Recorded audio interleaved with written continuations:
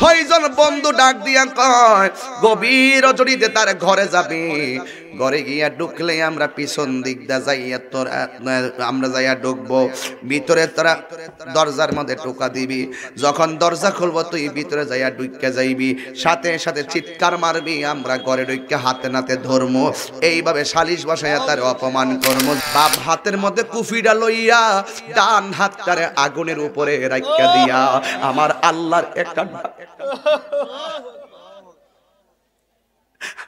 আল্লাহর একটা ডাক মারছে, ডাক মারছে। আমার আল্লাহর ডাক পাইরা কি কইছে জানেননি? ওই যে আল্লাহ কইছে ইন্নাল ফুজ্জার আলা ফি জাহিম।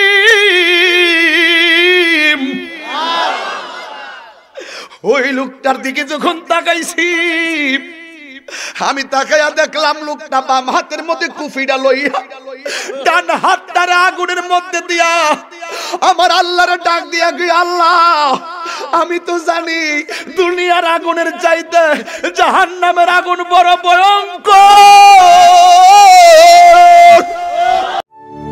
ভয়েস অফ সুন্নাহ, সুন্নতের সত্যবাণী।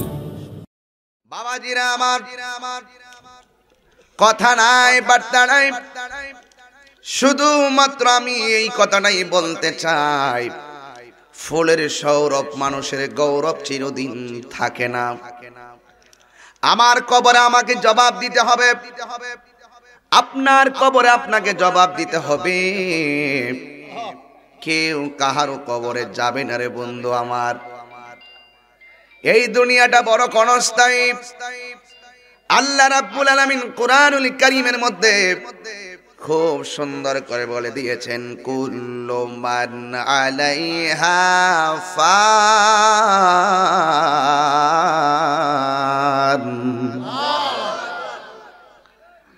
সব কিছু ধ্বংস হয়ে যাবে, একমাত্র যিনি ছিলেন তিনি আছেন, তিনি থাকবেন। জবান খুলে বলুন তিনি কে? আমার আল্লাহ থাকবেন। এ আমার যুবক ভাইরা, গত কিছুদিন আগে আমি খেওয়া এসেছিলাম, মনে আছে? গেছিলেন আপনারা? খেওয়ায় আমি মেরাজের কথা বলেছিলাম, কিন্তু আমি আপনাদের সামনে কিছু কথা বলতে চাই যেগুলো খুব শোনা জরুরি। আমার নবী বলেন, প্রত্যেকটা মানুষের রূহ যখন বের হবে সেটা তার জন্য একটা কিয়ামত। আবার যখন পৃথিবীটা লন্ডভন্ড হয়ে যাবে সেটাও কিয়ামত। তোমার জীবনটা যখন, এই জীবনটা যখন একদিন, আমার জীবন যখন চলে যাবে, যার জীবন চলে যায় সে জানে কেমন লাগে, এটা তার জন্য একটা কিয়ামত। বেঈমান যারা তাদের হাড্ডিগুলা খুলে যাবে, বেঈমান যারা রগগুলা ছিঁড়ে যাবে, বেঈমান যারা ওরা রক্তগুলো পানি হয়ে যাবে, কিন্তু ঈমানদার যারা তাদের অবস্থা ভালো হবে। আমার যুবক ভাইরা, পায়ের মধ্যে হাত দিয়া বলি, চোখ আছে সব দেখা যায়, তাই বলে সব দেখা যাবে না। পাশে হাঁটা যায়, সব দিকে হেঁটে যাওয়া যাবে না। হাত আছে ধরা যায়, সব কিছু ধরা যাবে না। আমি পায়ের মধ্যে হাত দিয়ে বলি, বাবা আজকে দুনিয়াতে একটা চুরি করলে চাপার জোরে না করা সম্ভব, কিন্তু আল্লাহর সামনে কিন্তু না করা সম্ভব নয়। দুনিয়ার ভিতরে চাপার জোরে মিথ্যা বলো, কিন্তু আল্লাহ রাব্বুল আলামিন হাসরের ময়দানে মুখটা বন্ধ করে দিবেন। হাতের সাক্ষী হাত দিবে, চোখের সাক্ষী চোখ দিবে। যেমন করে আমার কথাগুলো ভিডিও হচ্ছে, আমি বাড়িতে গিয়ে যদি এই কথাগুলো অস্বীকার করি আমি বাঁচতে পারবো না। এর চাইতে সূক্ষ্ম হিসাব আমার আল্লাহর, সূক্ষ্ম হিসাব আমার আল্লাহর। আল্লাহ বলেন, চুল পরিমাণ কেন, জাররা জাররা পরিমাণ তার জীবনের সেকেন্ডের হিসাব হাসরের ময়দানে আমি তুলে ধরব। কেউ বাঁচতে পারবে না। আমার নবী বলেন, ভিতর দিকে রূহটা যখন বের হবে তখন তোমার জন্য একটা কিয়ামত। কিন্তু একদিন পৃথিবী শেষ হয়ে যাবে, সেটা হবে একটা পৃথিবীর মহাপ্রলয়। ভয়ঙ্কর থাবা লন্ড ভন্ড করে দিবে। কোরআন শরীফ বলা আছে না? এই জন্য আমার বাবাজিরা অনুরোধ কইরা বলি, সব ধ্বংস হয়ে যাবে, এটার নাম বলি সংক্ষেপে কিয়ামত। জোরে কোন নাম কি? এই আওয়াজে মানি না, জোরে বলুন নাম কি? কিয়ামতের আলামত দুই প্রকার। এক প্রকার আলামত হলো আলামতে সুগরা, ছোট ছোট আলামত। আর এক প্রকার আলামতের নাম আলামাতুল কুবরা, যে আলামত গুলো বড় বড় আলামত। এখন আমি আপনাদের সামনে সংক্ষেপে তুলে ধরব। ছোট ছোট আলামত যেগুলো আছে এইগুলো যখন আপনার সামনে তুলে ধরব, আপনি অটোমেটিক আমাকে বলে দিতে পারবেন, হুজুর এই আলামত তো শেষ হয়ে গেছে, মানে হলো কিয়ামত গণায়া এসেছে। এর মধ্যে একটা হলো আঘাতঘাত হবে, যেই দিক দিয়ে মানুষ জীবনে কল্পনা করতে পারে না এই রাস্তা হবে, সেই দিকে রাস্তা হবে। হচ্ছে কিনা? আরে কন্যা হচ্ছে কিনা? এটা কিয়ামতের আলামত। দুই নম্বর হলো রাখাল ছেলেরা কয়েকতলা ভবনের মালিক হয়ে যাবে, চোখের পলকে রাজা ফকির হয়ে যাবে, বাদশা ফকির হয়ে যাবে। আবার চোখের পলকে ফকির বাদশা হয়ে যাবে। আমার নবী বলে এটা কিয়ামতের আলামত। মিলায়েন কিন্তু জীবনের সাথে। তিন নম্বর হলো জিনা ব্যভিচার বেড়ে যাবে। চার নম্বর হলো হারামটাকে মানুষ এমন ভাবে ভক্ষণ করবে যেন এটা হালালের বাপ। হারামটারে এমন ভাবে গ্রহণ করবে যেন এটা হালালের উপরে হালাল। এই হারামটারে মানুষ আরাম মনে করে ব্যবহার করবে। হিসাব মিলাইয়া দেখেন, গড়ের লগে গড় স্টাম্প সই দিয়া সুদখুর। কথা কর না কি লিগে? প্রকাশ্যে টাকা চাইলে কই মাসে কত দিবা, টাকা চাইলেই কই সপ্তাহে কত দিবা। এমন ভাবে এখন সুদ চলতেছে যেন মনে হয় এই হারামটা অনেক আরাম হয়ে গেছে। এমন লোক আছে না? নাই। হিসাব মিলাইয়া দেখেন, কিয়ামতের আলামত শুরু হইছিনি। আগে মানুষে হারাম খাইলে গোপনে খাইছে, এখন হারাম প্রকাশ্যে খাওয়া শুরু করছে। ছোটদের মান্যতা বড়দের সাথে নাই। ছোটদের প্রতি আগের যেমন মুরব্বীদের মায়া, এই মায়া আর নাই। স্বামী স্ত্রীর মান্যতা নাই, সন্তান মায়ের মধ্যে মান্যতা নাই। এটা হলো আমার নবী বলে এটা কিয়ামতের আলামত। আমি আরো কিছু বলবো, বুঝেন।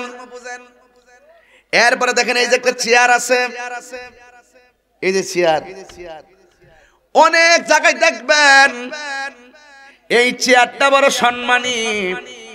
এই সম্মানী চেয়ারের ভিতরে সম্মানী লোককে না বসাইয়া অযোগ্য লোককে বসাবে। আছে না নাই বলেন?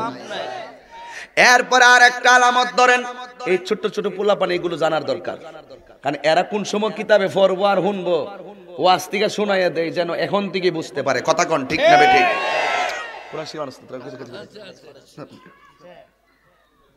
এরপর আর একটু বোঝার জন্য বলছি, রাগ করবেন না। কি কথাগুলো দরকার আছে না? নেই? কেমনে আমাদের বিপদ ডাকিয়ে আনতেছি, এত সহজে কিন্তু এমন কিছু হচ্ছে না। এবার আল্লাহ রাব্বুল আলামিনের হাবিব বলেন, ইসলামের ফতোয়া, কোরআনের ফতোয়া, হাদিসের ফতোয়া, ফিকহের ফতোয়া, শরীয়তের যত ফতোয়া আছে আলেমরার কাছে মানুষ যাবে না। এক কাপ চা টান দিয়া শরীয়তের ফয়সালা কইরা দিব। ঠিক কিনা বলেন? আলেমরার জিগাইতই না, আলেমরা হবে খেলার পাত্র।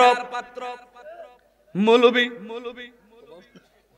মোল্লায় না, মোল্লা মোল্লা জিগাইতো না, দাম ওই দিত না। যুগ আয়ে পড়ছে না, দেখা যাইতেছে তো, বোঝা যাইতেছে না। কথা কন না কি লেগে? আগে মসজিদের ইমাম সাহেবের কি দাম দিত, মুরগাটা জব করলে হুজুরের না দিয়ে আগে খাইছে না কেউ, ঠিক নি? ওহন আর এগুলা লাগে না, আগে বলছে যে ফতের লোক বইয়া থাক, এমক গ্রামের বড় হুজুর আইব, এমক এলাকার ভিসা পাইব, দোয়া করব, তারপরে জেফত। আর এখন কই হুজুর আইব না, খাওন দেলাও, গামলাক বইরালাও, ঠিক কি না বলুন?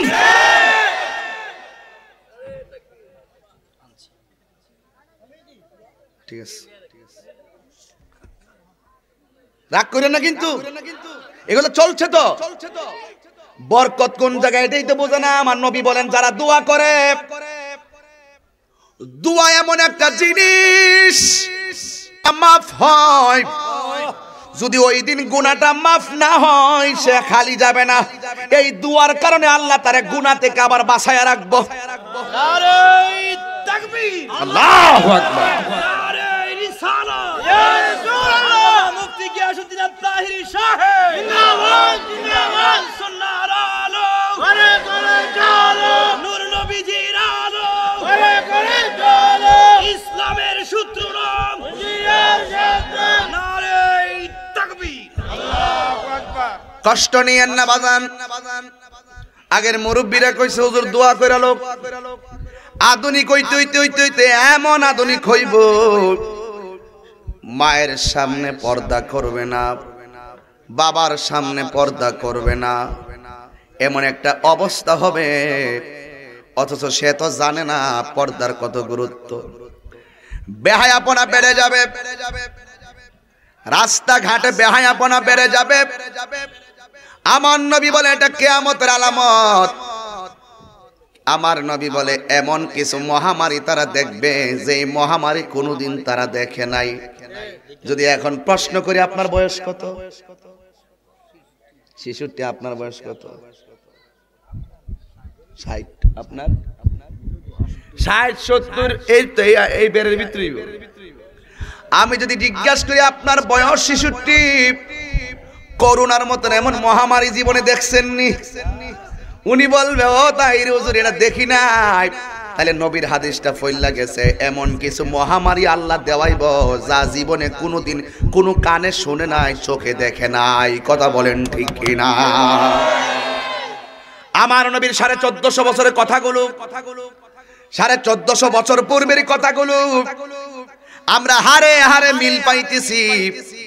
এই জন্য এমন ঘন ঘন মহামারী দেখা দিব যা জীবনে কোনোদিন কেউ দেখে নাই। আমার নবী বলে এটা কিয়ামতের আলামত। জোরে কোন ঠিক কিনা? এরপরে কিয়ামতের আলামত ছোটগুলা গেল, এরপরে আসেন বড় আলামত। কি বড় আলামত? হলো ইয়াজুজ মাজুজ বের হবে। এদিকে যাও। ইয়াজুজ মাজুজ বের হবে। ইয়াজুজ মাজুজ কোথায়?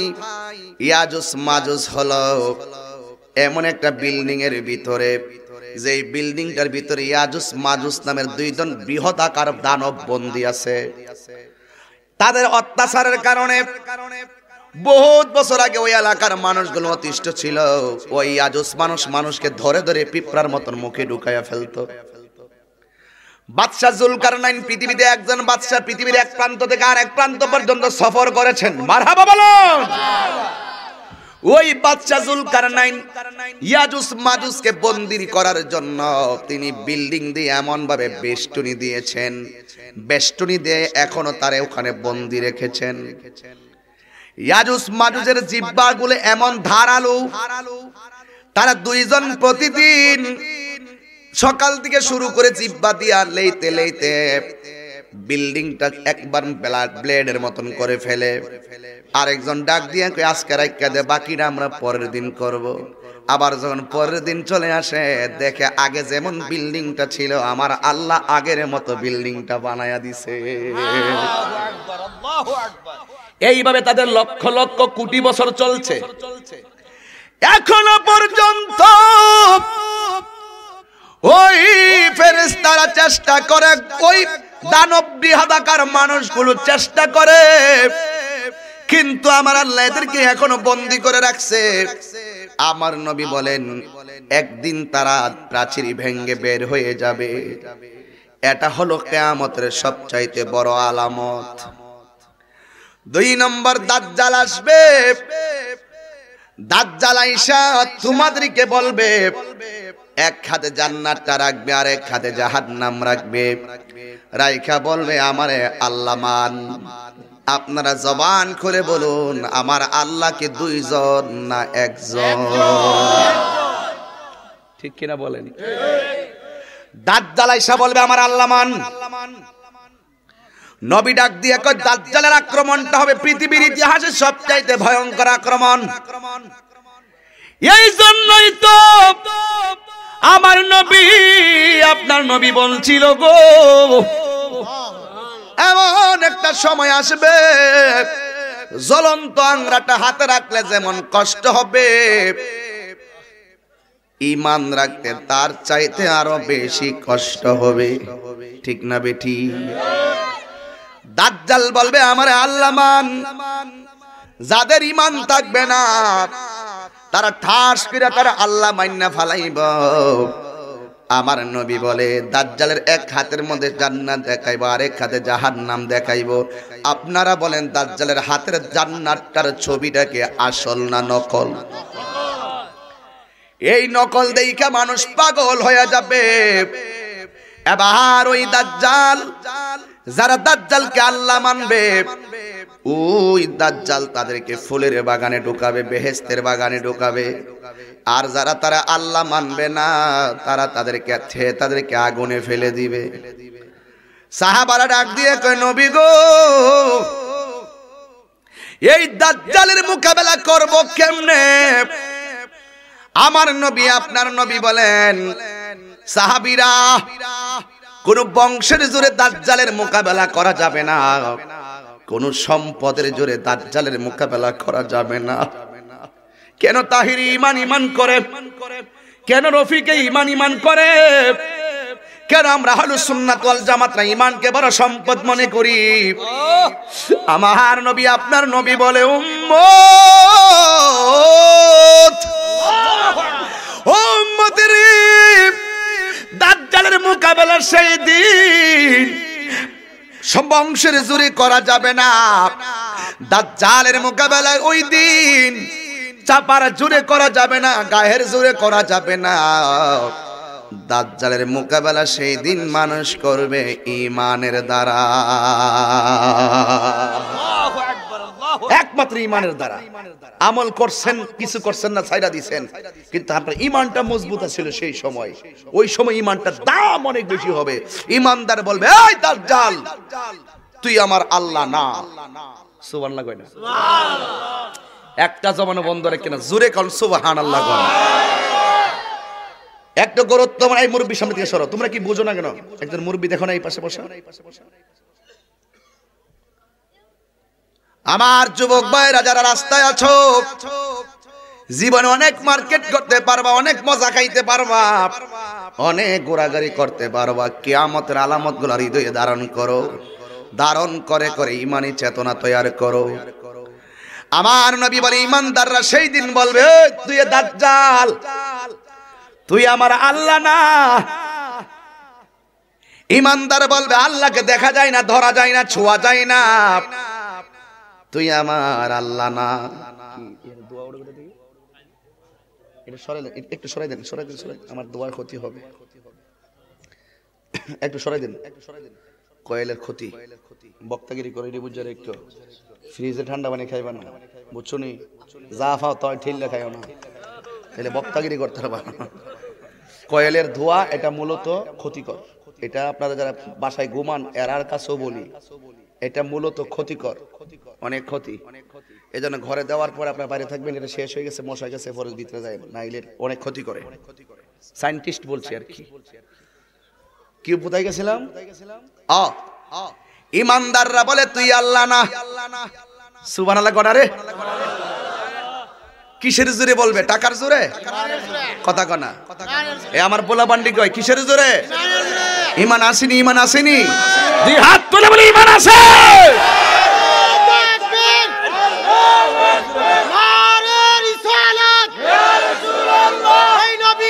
যেখানে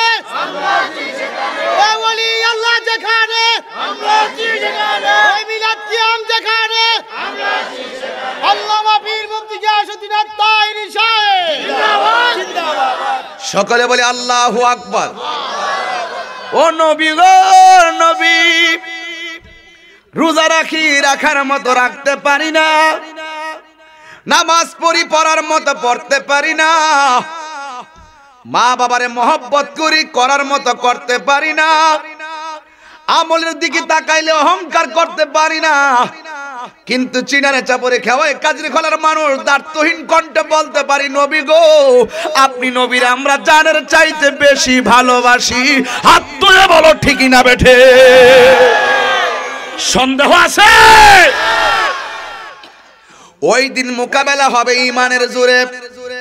ইমানদার বলবে তুই আমার আল্লাহ না, আমার আল্লাহরে ধরা যায় না, ছোঁয়া যায় না, দেখা যায় না, তুই আমার আল্লাহ না নবী গো। দাজ্জালকে আর কিভাবে চিনবে? কয় দাজ্জালের কপালের মধ্যে 3টা আরবি লেখা থাকবে, বেঈমানরা আরবি লেখা দেখবে না, একমাত্র ইমানদার আরবি লেখাটা দেখে চিন্না ফালাইব হেতে বাউতাবাস। সেই আরবি 3টা লেখা কি? একটা হলো কাফ, আরেকটা হলো ফা, আর একটা হলো র। তুই কাফের, আমার নবী কয় যখন তোমরা তারে আল্লাহ মানবা না সে তোমাদেরকে দুজখের আগুনে ফালাইব। ও নবী গো নবী গো, দুজখের আগুনে ফালাইলে তো আমরা বড় কষ্ট পাবো।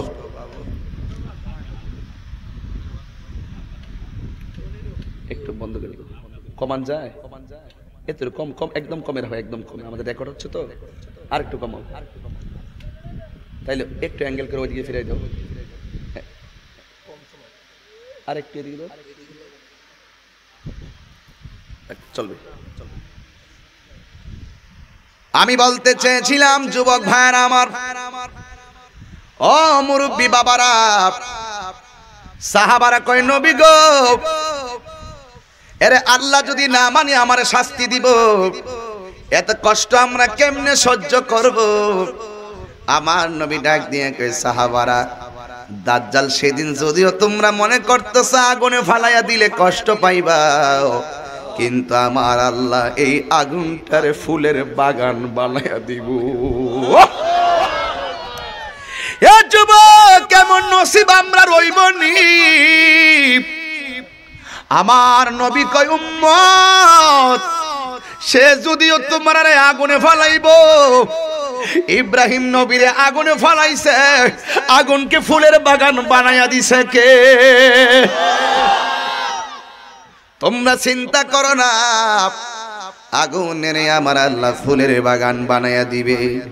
বন্ধুরে আমার, আমি একটা ভারী ওয়াজ ধরছি, ভারী ওয়াজ, প্রত্যেকটা ঘাট আছে। ফ্যান বন্ধ করো, সবাই কষ্ট করে, আমরা আমার আরাম দোকান না, লাগাতো রাখো, বন্ধ করো বন্ধ করো। এই আওয়াজে আওয়াজে আওয়াজ আওয়াজ স্কোর হয়ে গেছে, আমাদের মাইকের আমাদের সুসু আওয়াজ।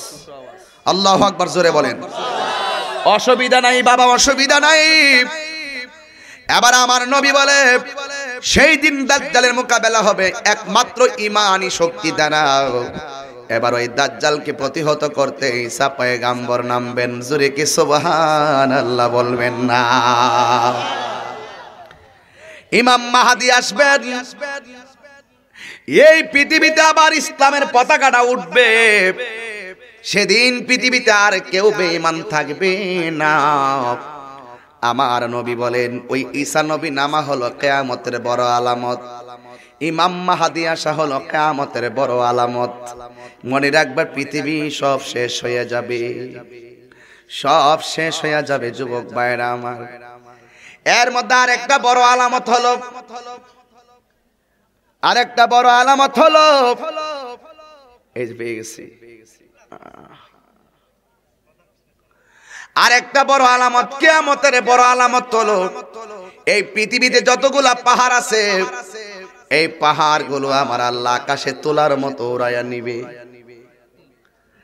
অনেকে বলে তাহিরি হুজুর এই পাহাড়গুলো আল্লাহ কিসের জন্য বানাইলো? এই পাহাড়গুলা কেন বানাইছে? এই পাহাড়ের মধ্যে মানুষে বাড়ি বানাইতে পারে না, পাহাড়ের মধ্যে মানুষ জমিন করতে পারে না, এত বড় পাহাড় আল্লাহ কেন বানাইছে? আমার আল্লাহ বলেন ওয়াল জিবালা আওতাদা,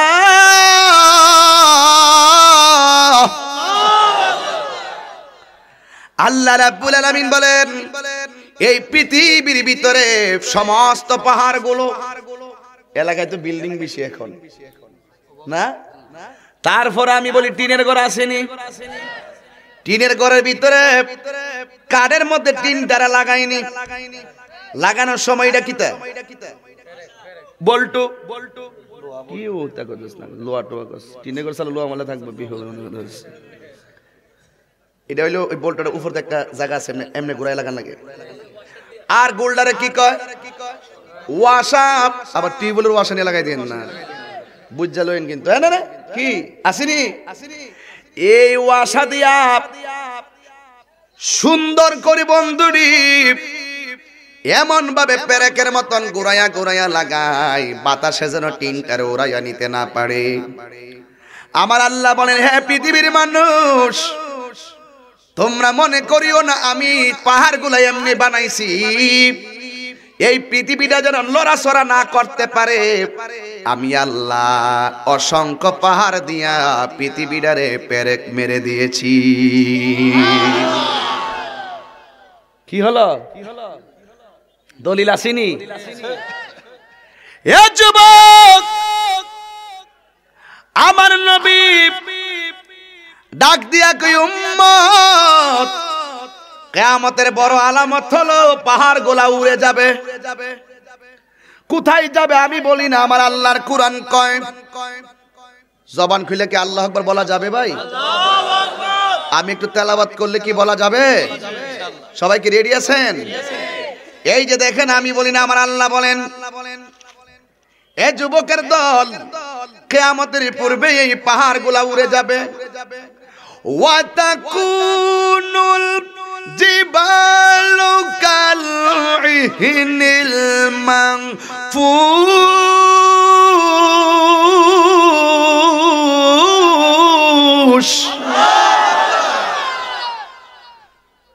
আমার নবী বলেন কিয়ামতের আলামত হলো, বড় আলামত হলো এই পাহাড়গুলা দিয়ে আমার আল্লাহ পেরেক বানাইলো, এই পাহাড়গুলা তুলার মতো উড়ে যাবে। ঘরের মধ্যে স্ক্রুপ মারছে, কি মারছে? স্ক্রুপ যদি খুললা দেয় টিনের টিনটা কি আর কাটে থাকবে? বাতাসে উড়াইয়া লইয়া যাবে। যেই উদ্দেশ্যে স্ক্রুপ মারছিলাম এখন স্ক্রুপ নাই, উদ্দেশ্য বাদ। আমার আল্লাহ যে উদ্দেশ্যে দুনিয়াতে পাহাড় দিয়া পেরেক মারলো, পেরেকটা যখন উড়ে গেছে এখন পৃথিবীর হালত কি? আমি কই না, আমার আল্লাহ কয় ইজাজুল জিলাতিল আরদু জিলসালাহা, তখন পৃথিবীটা একটা কাঁপাকাঁপি শুরু হয়ে যাবে।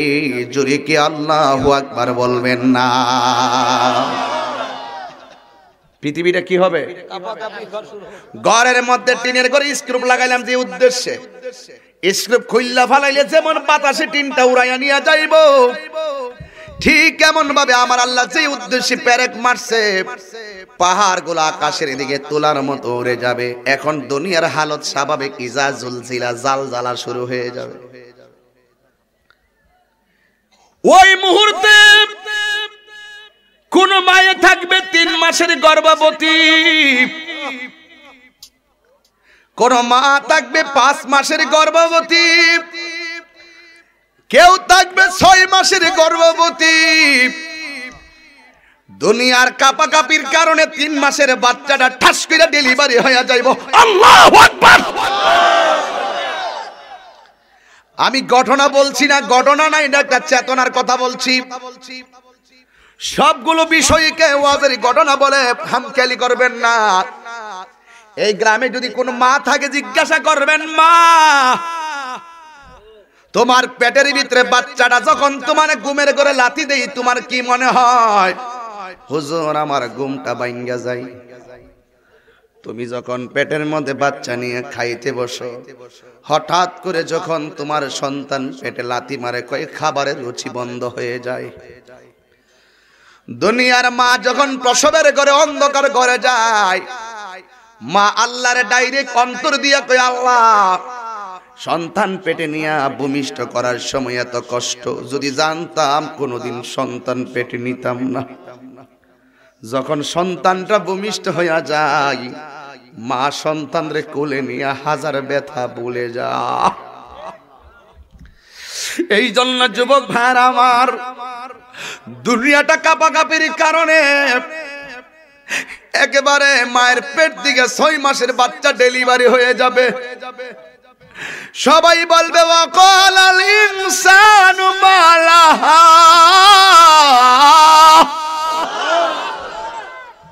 কি হইল কি হইল, আমার আম্মার পেট থেকে বাচ্চাটা কেন পড়ে গেল? স্বামী বলবে কি হইল তোমার, পেটের দিকে বাচ্চাটা পড়ে গেল, মুহূর্তের ভিতরে আরেকটা থাবা মারবো। কথা বলতেছেন আপনারা? এই ছেলে, তুমি আনন্দ করতেছ নাকি? একটু খেয়াল করো। ঘরের মানুষ একজন আরেকজনের পাশে বিপদ দেখলে পাশে যায়, ওই মুহূর্তে আর একটা থাবা আপনারা মারবে, আপনার জায়গা তখন আর চিনাইর হবে না, উড়াইয়া নিয়ে লন্ডন ফালাইব। আমি কই না, আল্লাহ কোরআন কয়। আরে কিয়ামত বুঝেন না কি লাগা? টর্নেডো হইছে চিনাই, ঘরের ভিতরের ফ্রিজ উড়াইয়া নিয়ে ফালাইছে বিলে। বিশ্বাস হয় না তো? মাঝে মাঝে মিস কল দিলে বিশ্বাস হবে, ঠিক কিনা বলেন? বিশ্বাস তো হবে না। আল্লাহর কোরআন কি কই শুনেন। ইয়াউমা ইয়াকুনুন নাসু কাল ফারাশিল মাবফুস।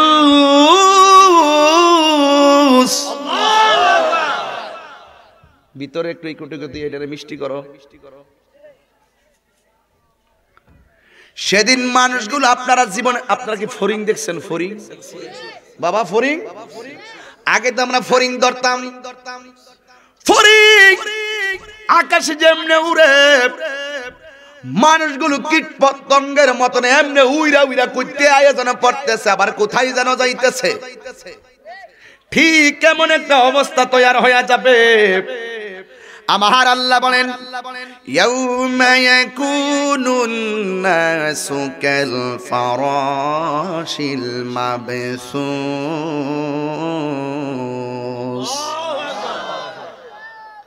আল্লাহ রাব্বুল আলামিন বলেন, এ যুবক, মানুষগুলো কীটপতঙ্গের মতন উঠতে থাকবে, পাহাড়গুলা তুলার মতো উঠতে থাকবে। সবার শুধুমাত্র একটা কথা, ওয়াকালাল ইনসানু মালাহা, কি হইল কি হইল কি হইল। সবাই বলবে একটাই কথা, কুল্লু মান আলাইহা ফান। আল্লাহু আকবার বলেন, আল্লাহু আকবার বলেন। এবার যুবক ভাইরা আমার, মায়ের পেট থেকে বাচ্চা যখন পড়ে যাবে, মা বাঁচার জন্য ছেলের বাচ্চাটার পেটের উপরে পা দিয়া দাঁড়াবে। সেদিন মায়া থাকবে না, সবার শুধু একটাই কথা, ওয়াকালাল ইনসানু মালাহা।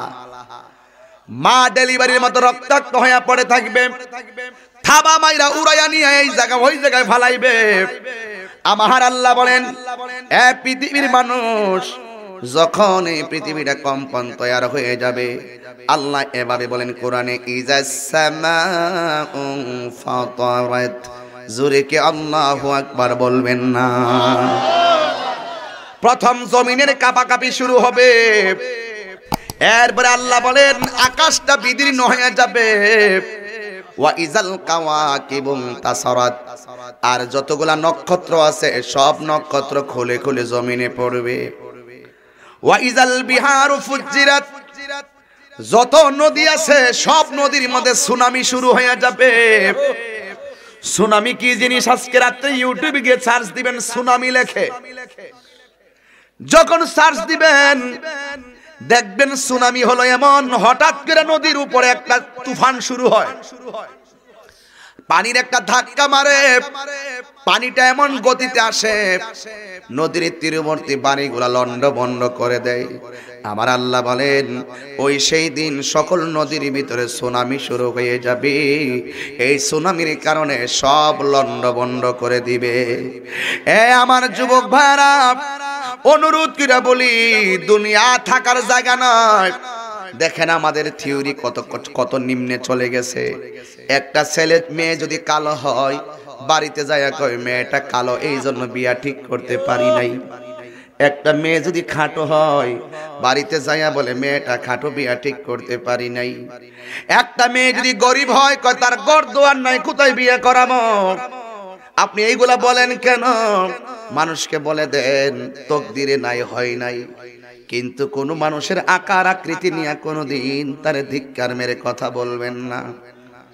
আপনার বন্ধু আপনার সঙ্গে চলে, তার একটা চোখ টেরা হতে পারে, তার আপনার সামনে চলতেছে, কেউ কানে না শুনতে পারে, তাকে হাটকাল বলে গালি দিয়েন না। আমার আল্লাহ এই সূরার মধ্যে বলে দিয়েছে, দেখো তো রফি, আল্লাহ বলেন ফি আই সূরাতিম মা শাআ রাক্কাবাক। আল্লাহ রাব্বুল আলামিন বলেন সুন্দর বলো কালো বলো, যেমন চেহারা বলো না কেন, এই মানুষগুলার চেহারা আমি আল্লাহ যেমন পছন্দ করেছি ঠিক এমন করে আমি আল্লাহ বানিয়েছি। ঠিক কিনা বলেন? এই জন্য আজকে আপনার টাকা আছে, আপনি অহংকার করবেন না। আপনার জোর আছে, দাম্ভিকতা দেখাবেন না। খবরদার খবরদার, একদিন আপনার সব শেষ হয়ে যাবে। ব্যাংকের টাকা ব্যাংকে থাকবে, আপনি অন্ধকার কবরে চলে যাবেন। এই কবরে যাওয়ার আগে ইমানটারে মজবুতির দরকার আছে না নাই? এই জন্য আমার বাবাজিরা, আমি যেই কথাগুলো বলতে চেয়েছিলাম, আল্লাযী খালাকাকা ফাসাওয়াকা ফাআদালাক ফি আইয়ি সূরাতিম মা শাআ রাক্কাবাক। কোরআন শরীফ পড়ে ওয়াজ করতেছি, তাই বলে কি খারাপ লাগতেছে? আমি কি দলিলের বাইরে একটা কথা বলতেছি? এই কথাগুলো যে দলিল ভিত্তিক, এগুলো বোঝার দরকার আছে না? আমার ছেলেগুলো শুনে শুনে কোরআন তেলাওয়াতটা মুখস্থ করতে পারবে। এই আয়াতগুলো এমন ভাবে সহজ করে পড়তেছি যেন ছেলেগুলা এই কোরআনের আয়াত যেন তারা যেন মুখস্থ করতে পারে, এই ওয়াজগুলা যেন তাদের মেমোরিতে আনতে পারে। যুবক ভাইরা আমার, এই পৃথিবী সব শেষ হয়ে যাবে, এই পৃথিবী সব শেষ হয়ে যাবে। হয়তো কেউ যাবে ইন্নাল আবরার আলা ফি নাঈম ওয়া ইন্নাল ফুজ্জার আলা ফি জাহিম। কেউ যাইতে পারে জান্নাতে, আবার কেউ যাবে জাহান্নামে। এটাই তো পৃথিবীর হিসাব। কথা বলেন ঠিক কিনা বলেন? আরো জোরে বলেন ঠিক কিনা বলেন? এই জন্য আমার ভাইরা গভীর মনোযোগ, আমার আল্লাহ বলেন সব ধ্বংস হয়ে যাবে। এবং আমার আল্লাহ বলেন এই পৃথিবী যখন ইসরাফিল সিংহা ফুৎকার দিবে, এই পৃথিবী সব লন্ডভন্ড হয়ে যাবে। আমার খবর আমার বাবা নিতে পারবে না, আমার বাবার খবর আমি নিতে পারবো না। আমার নবী বলে সব ধ্বংস হয়ে যাবে।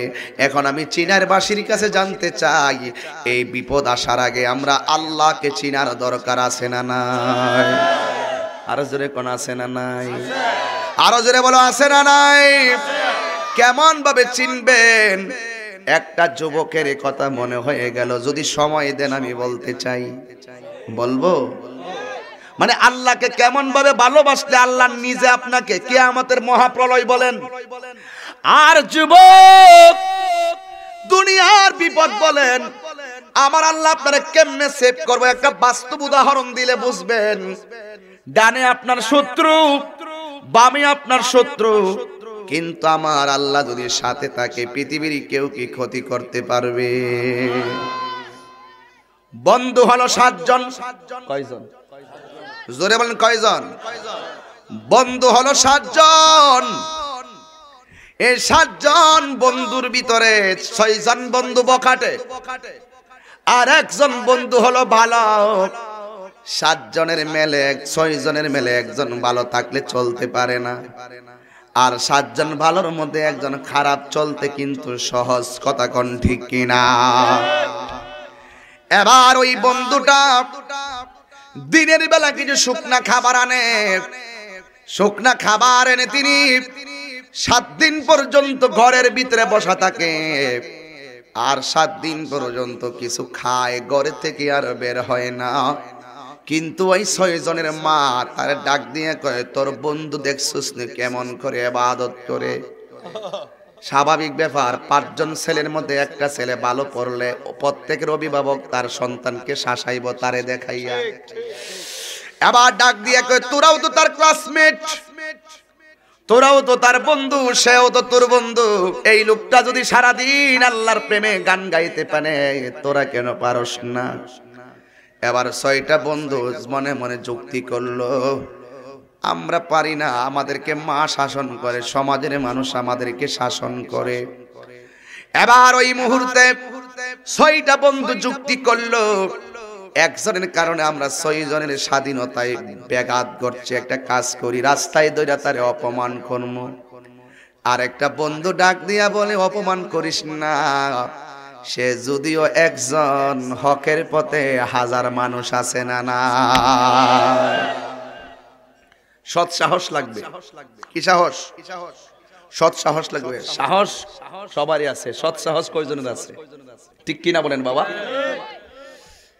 এবার গেল, এটা বাদ গেল না, তার অপমান করা যাবে না। এবার আরেকটা তাইলে কাজ করি, রাস্তায় তারে ফালাইয়া দেয়।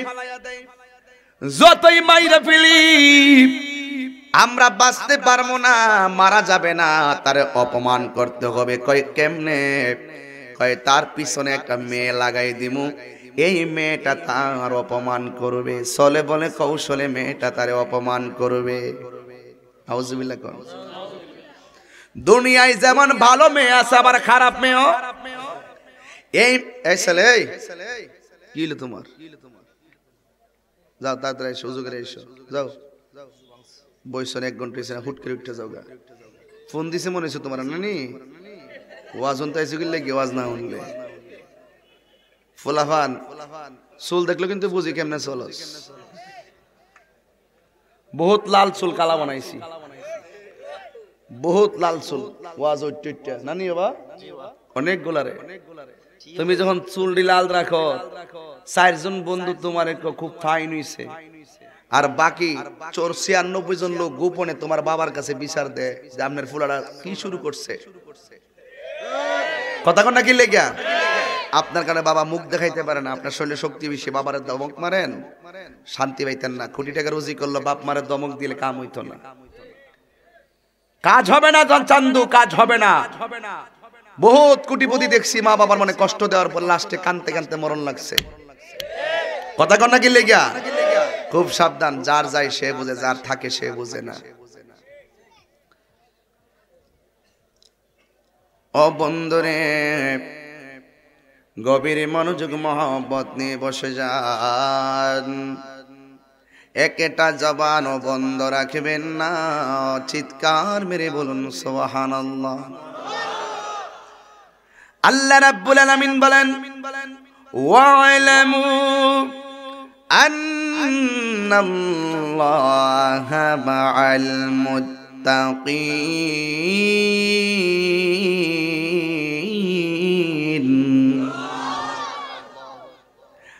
তোমার সঙ্গে যদি পৃথিবীর কেউ না থাকে, যদি তোমার অন্তরে আল্লাহর ভয় থাকে, জবান খুলে কোন তার সঙ্গে একজন আছে, জবান খুলে বলুন তিনি কে? বন্ধুরে, অনেক গুরুত্বপূর্ণ একটা কথা, এটা আপনার জীবনে কাজে লাগতে পারে, আমার জীবনেও কাজে লাগতে পারে। এবার বন্ধুরা চিন্তা করলো, তারে ক্ষতি করতে গেলে একটা মেয়ের দরকার, কারণ মেয়েরা হলো শয়তানের প্রথম রশি। কথা বলেন ঠিক কিনা? এই পৃথিবীর মধ্যে প্রথম বিবাদ সৃষ্টি হয়েছে নারীর কারণে। এই পৃথিবী একদিন ধ্বংস হবে নারীর কারণে। এখনো ভালো নারী আছে বলে পৃথিবীটা টিকে আছে। কথা বলেন ঠিক কিনা? এবার ওই মেয়েটার কাছে তারা 6 জন গেল, যাইয়া ডাক দিয়া কই, বোন তোরে একটা কাজের জন্য আমরা পাঠাবো, তোরে দিয়ে আমরা একটা অপারেশন সাকসেসফুল করব। মেয়েটা ডাক দিয়া কয় ভাইরা কি বলবেন? কয় আমাদের বন্ধু যে খাবার শুকনা খাবার নেই 1 সপ্তাহ পর্যন্ত করে, আল্লাহ বিল্লাহ করে, তার কারণে আমাদের কি সমাজের মানুষ অনেক মন্দ বলে, আমরা সহ্য হয় না, আমাদের স্বাধীনতার ভিতরে অনেক ব্যাঘাত ঘটে। এবার ডাক দিয়ে বলে তোর একটা অপারেশন করতে হবে। কয় কি? যেইভাবে হোক তারে তুই সমাজে কলঙ্কিনী করতে হবে। এবার এই মেয়েটা ডাক দিয়া কয় ভাই আমি পারবো না, আমি যদি তার দুনিয়ার ভিতরে ক্ষতি করি তাইলে আমার আখিরাতে আমার জীবনের বড় ক্ষতি হয়ে যাবে।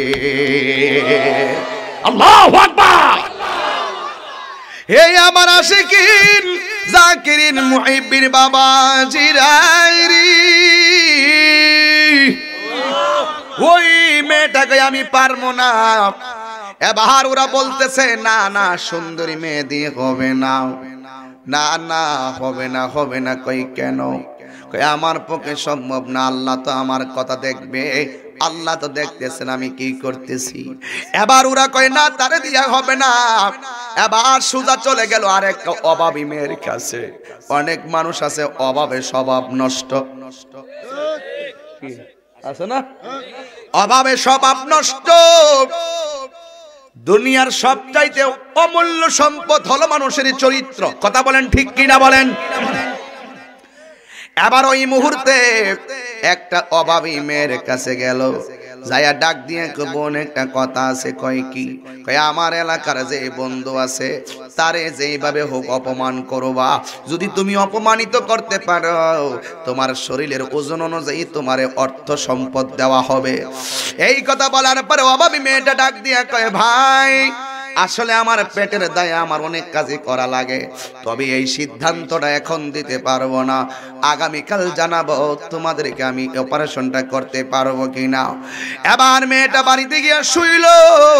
শুয়ার মধ্যে তাইকা চিন্তা করে আমি অভাবের যন্ত্রণায় বাঁচি না, আমি যদি এইভাবে যদি মেয়ে যদি তার অপমান করতে পারি তাইলে আমি যদি অনেক স্বর্ণ মুদ্রা পাই তাইলে আমার অভাবটা কেটে যাবে।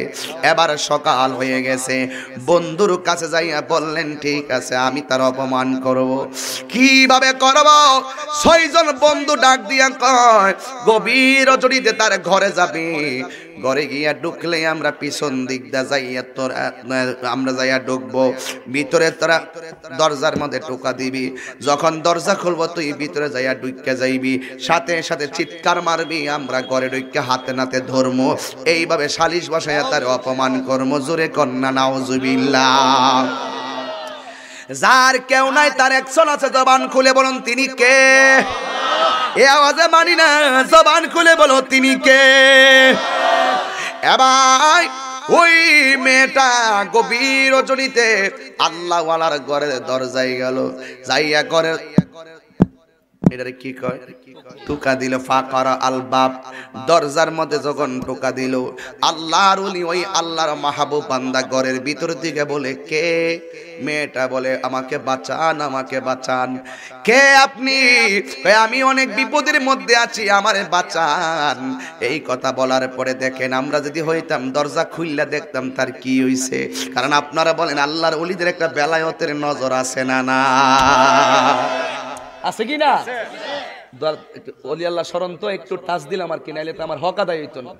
একটু ভিতরে ঢুকছে অন্যভাবে, হ্যাঁ, যেন আমাদের একটা হক আদায় হয়। আল্লাহর ওলিদেরকে স্মরণ করতে হবে। ওলি আল্লাহর হইলো ওলি আল্লাহর দিয়ে আল্লাহ পাকে পৃথিবীর নিয়ন্ত্রণ করাইতেছে। এরা হইলো টাওয়ার। এরা কি? টাওয়ার। টাওয়ার এরা কি? টাওয়ার। এক এক জায়গায় এক একজন কুতুব, ওলি, আব্দুল গাউস কুতুব সাজ্জা তরিকতের বাগানটারে সাজাইতেছে।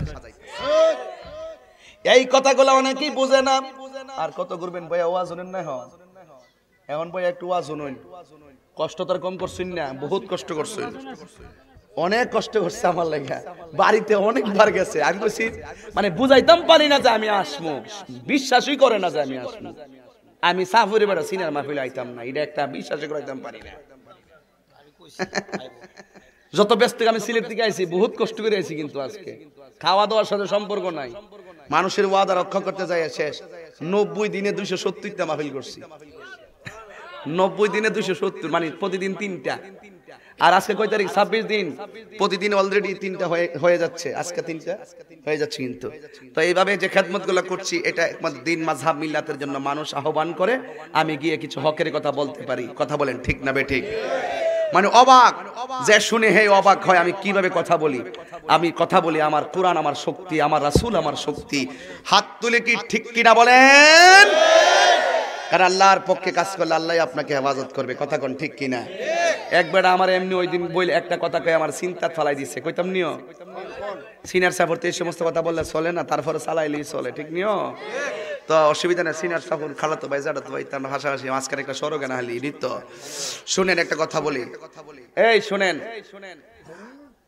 একজন আমার কইতেছে আপনি যেমনি ওয়াজ করা শুরু করছেন বেশি দিন টিকতেন না। আমি বলছি কি লেগে? ক ফিরে যাবেন গা, ক বেশি দিন বাঁচতেন না। আমি বললাম মাশাআল্লাহ, আপনি আজরাইলের দায়িত্ব কোন দিন থেকে পাইছেন? কি হায়াতের মালিক কেডা? আমি তো আল্লাহর কাছে বারবারে বলি, আল্লাহ মুনাফিকের জিন্দেগি 40 বছর করার চাইতে ইমানদারের জিন্দেগি একদিন করাইয়া পরের দিন সাইডতে ফালায় মাইরা লাগে আমার কোনো দুঃখ নাই। ইমানের দাম ওই যে আমি কি বলছিলাম, দাজ্জালের মোকাবেলা কি টাকার জোরে হবে না ইমানের জোরে হবে? তাহলে আমার কথাগুলো কি আপনার অর্থবোধক না বাবা? কেন বলছি? একমাত্র ইমান একটা সম্পদ। ইমান কি? এবার মেয়েটা ঘরে টুকা দিল, টুকা দেওয়ার পরে বলে কে? বাঁচাও বাঁচাও। কয় কি হয়েছে? আমি বড় বিপদে আছি, দরজাটা খুললে দেন। এবার আল্লাহর ওলিদের ব্যাপারে তো আমার নবী বলেছেন ইত্তাকু বিফিরাসাতাল মুমিনি ফা ইন্নাহু ইয়ানজুরু বিনুরিল্লাহ। আল্লাহর ওলিদের চোখের ভিতরে আমার আল্লাহ এমন একটা নূর দিয়েছে, তাদের চোখের সামনে বেড়া থাকলেও এই বেড়া ছিদ্র করে দেখার ক্ষমতা আছে না? না আছে কি না বলেন? আবার ডাক দিয়া বলে কি হলো? আমার বাঁচান, আমি বড় বিপদের মধ্যে আছি। ওই মকবুল বান্দা ডাক দিয়া বলেন আমি ইচ্ছা করলে আমি দরজা খুলতে পারি না, কারণ আমার ঘরের ভিতরে অন্য কোনো মানুষ নাই যে আমি তোমার একটা পরনারীকে আমার ঘরের ভিতরে ঢুকাইতে পারি। আমি তোমার জায়গা দিতে পারবো না, তুমি পাশের বাড়িতে যাইয়া তুমি আশ্রয় গ্রহণ করো। এবার মেয়েটা প্রথম মিশনে ফেল হয়ে গেছে, একটু পরে গুইরা গাইরা আবার দইরা আইসা কয় আমি মানুষের বাড়িতে গিয়েছি, তারাও আমাকে জায়গা দেয় নাই, আপনি ছাড়া আমার কে আছে, একটু দরজা খুলে জায়গা দেন। এবার ডাক দিয়ে কয় না দেওয়া যাবে না।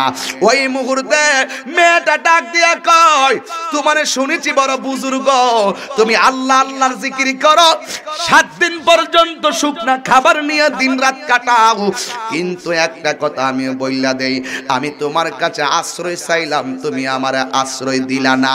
যদি আশ্রয় না দেওয়ার কারণে আমার কোনো ক্ষতি হয়ে যায়, আমি আল্লাহর দরবারে তোমার নামে মামলা করব। এখন তো পরে চূড়ান্ত কথা বইলা ফেলাইছে। এবার আল্লাহর ওলি ডাক দিয়ে কয় শুনো, তুমি যত কথাই বলো আমার ঘরে তোমার জায়গা হবে না, তবে যেহেতু এত অনুনয় করতেছো, আমার একটা আলগা ঘর আছে।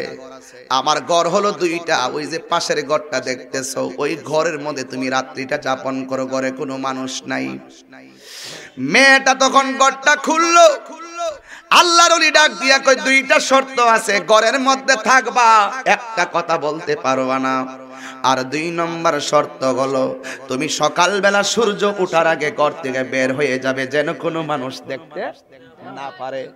এই 2টা শর্ত দিয়ে আলগা ঘরের ভিতরে জায়গা দিছে। মেয়েটাকে জায়গা তো পাইছি, এখন আমি চক্রান্ত করব ওই ঘর থেকে কেমনে তারে বের করে আনতে পারি। এবার মেয়েটা অর্ধেক রাত্র যাওয়ার পরে গভীর রজনীতে এমন ভাবে বাঁচাও বাঁচা করে চিৎকার মারছে, মনে হয় যেন মেয়ের উপরে কেউ ধাওয়া করেছে। আল্লাহর ওলি ঘর থেকে মনে করলো সতই তো আমার ঘরের ভিতরে আছে, যদি কোনো মুসিবত হয়ে যায়, মুসিবতের বেলায় মানুষের পাশে দাঁড়ানো এটাও তো একটা ইবাদত। আমাদের এলাকায় যখন টর্নেডো হয়েছিল, কত দূর থেকে মানুষ চান্দিকন ফাগাসনকন কত দূর থেকে মানুষ আইসা দেখছে, আবার অনেকে সহমর্মিতারা হাত বাড়াইয়া দিছে। এমন ইতিহাস আমাদের সমাজে আছে না না? এবার আল্লাহর ওলি যেই মাত্র কান্নার আওয়াজ শুনলো, উনি হাতের মধ্যে আমরা এলাকাত কই কুফি, কি কয় কফিটা লইলো, আগুন ধরাইলো। এখন তার কফি দেখা যায় না, এখন আগের দিনের সেই হারিকেন গুলা দেখা যায় না। জবান খুলে বলেন বাবা ঠিক না বেঠিক? এবার ওই আল্লাহর ওলি বাঁচাও বাঁচাও শব্দ শুননা ঘর থেকে বের হবে। হাতের মধ্যে কফিটা যখন নিল, নিয়া ঘরের দরজাটা যখন খুললো, বাইরে তো তার বন্ধুরা দাঁড়ায় রয়েছে দরবার লাইগা। আর মেয়েটা আলগা ঘর থেকে বাঁচাও বাঁচাও করে চিৎকার করলো। আপনাদেরকে একটা কথা বলি, ওরা যতই চক্রান্ত করুক না কেন, আল্লাহওয়ালাদের পক্ষে একজন আছে, জবান খুলে বলুন তিনি কে? এখন আজকে যতবার আল্লাহকে ডাক দিয়েছেন, সবচেয়ে বেশি জোরে আল্লাহকে ডাক দিবেন, পারবেন না? ওয়া মাকারু ওয়া মাকারুল্লাহ।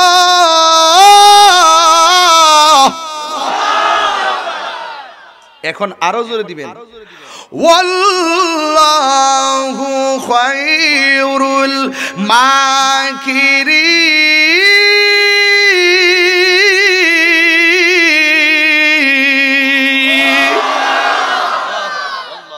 তুমি যতই কৌশল করো না কেন, সব কৌশলের জবাব হবে আরশে আজিম থেকে, ঠিক কি না বলো?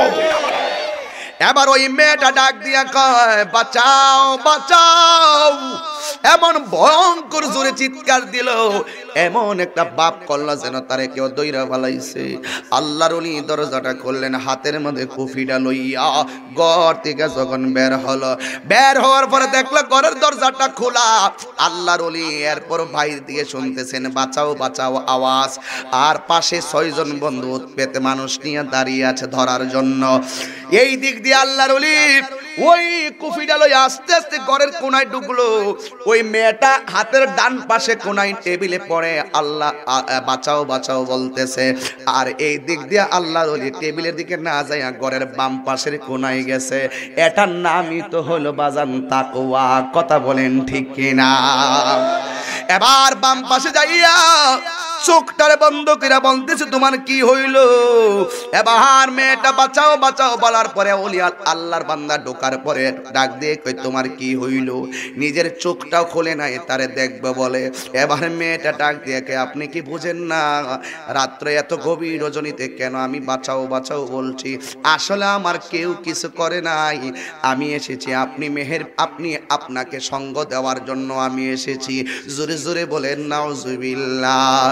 এই কথা বলার পরে ওই মেয়েটা হঠাৎ করে কয় আল্লাহ আল্লাহ আল্লাহ তুই ডাক দিল। বাহিরের মানুষগুলা মনে করছে এখন মনে হয় ঘটনা ফাইনাল, দৌড়াইয়া ভিতরে গেছে, যায়া দেখতেছে আল্লাহর ওলি এক কোনায়, মেয়েটা হলো আরেক কোনায়। এরপরও তারা যেহেতু শত্রু, বিনা দোষে দোষী করবার লাগা তো পাগল হয়ে রইছে। এবার গিয়া তার কালারের মধ্যে ধরলো, ধরার পরে হামতাম শুরু করলো। গ্রামবাসী সব জাগ্রত কইরা দিয়া কয় এই সারা জীবন ভণ্ডামি করে, ঘরের ভিতরে নামাজ পড়ে, কিন্তু কেমনে আলগা ঘরের ভিতরে, এই ঘরের ভিতরে এক ঘরের ভিতরে একটা অপরিচিত মেয়ের সঙ্গে সে সঙ্গ দিল। এই কথা বলার পরে বিচার জমায়া ফালাইছে। সারা এলাকার মানুষ জুম্মার নামাজের পরে মসজিদের মিহরাবের সামনে গিয়া বসলেন। এবার সর্দাররা সাক্ষী থেকে স্টেটমেন্ট নিল, তোমরা কি দেখছো? কই আমরা 2 জনকে আপত্তিকর অবস্থায় ঘরের ভিতরে দেখছি। জোরে জোরে বলেন নাউজুবিল্লাহ। একেবারে আমরা আপত্তিকর অবস্থায় দেখেছি। এবার এলাকাবাসী কয় সাক্ষী তোমরা থাকো। এবার আল্লাহর ওলি ডাক, এবার ওই যেই আল্লাহর ওলি আছে ওরে ডাক দিয়ে বলে তুমি কেন গিয়েছো ওই ঘরের ভিতরে? তুমি কি আল্লাহর ওলিকে আমার ঘরের ভিতরে সে আশ্রয় চাইছে, আমি আশ্রয় দেই নাই, পাশের ঘরে আমি তার আশ্রয় দিলাম গভীর রজনীতে। তখন আমি সে বাঁচাও বাঁচাও বলল, বলার পরে আমি আগুন নিয়ে গেলাম তার ঘরে তারে সেভ করার জন্য। এতটুকুই গো মহাশয়, এতটুকুই আমার স্টেটমেন্ট, আর কোন স্টেটমেন্ট নাই। এবার মেয়েটারে ডাক দিয়ে কয় কি ব্যাপার? এবার ডাক দিয়ে কয় আমি এই ঘরের মধ্যে ছিলাম। সাক্ষীদেরকে ডাক দিয়ে কয় তোমরা কি শুনছো? কয় আমরা বাহির থেকে শুনছি। মেয়েটা বলছে বাঁচাও বাঁচাও, এরপরে বলছে আল্লাহ আল্লাহ। এবার বিচক্ষণ আল্লাহওয়ালা দরবারি যারা করে, যারা সত্যিকার আল্লাহ এবং রাসূলকে মহব্বত করে, আখিরাতকে যারা বিশ্বাস করে, তারা কোনোদিন মানুষকে ঠকায়া দেন দরবার করে না। এরা আল্লাহকে ভয় কইরা ন্যায্য দেন দরবারটা করার চেষ্টা করে। কিন্তু আমার সমাজে এগুলা নাই। রাতের অন্ধকারে টাকা দিলে দরবার ঘুইরা যায়। ঠিক কি না বলো? আল্লাহকে যারা ভয় করে তারা প্রত্যেকটা কথা চিন্তা করে দেন দরবার করে। ঠিক কি না বলুন? এবার ডাক দিয়ে কয়, ও মেয়ে, সাক্ষীরা যে বলল তুমি বাঁচাও বাঁচাও বলছো, এরপরে তিনি বের হয়ে আসলেন, আবার তুমি কেন বাঁচাও বাঁচার পরিবর্তে আল্লাহ আল্লাহ শব্দ বললা? এবার মেয়েটা ডাক দিয়ে কয়, ও এলাকাবাসী, এলাকাবাসী গো, আমি তারে ক্ষতি করার জন্য আমি তার বাড়িতে আসছিলাম। আইসা আমি বাঁচাও বাঁচাও বলছি, তিনি যেন ঘর থেকে বের হয়ে আসে, বের হয়ে আসে। এবার আমার উদ্দেশ্য সফল হলো, তাকে আমি ঘর থেকে বের করে আনতে পেরেছি। এবার তিনি ঘরে ঢুকে একটা কোনায় গেল।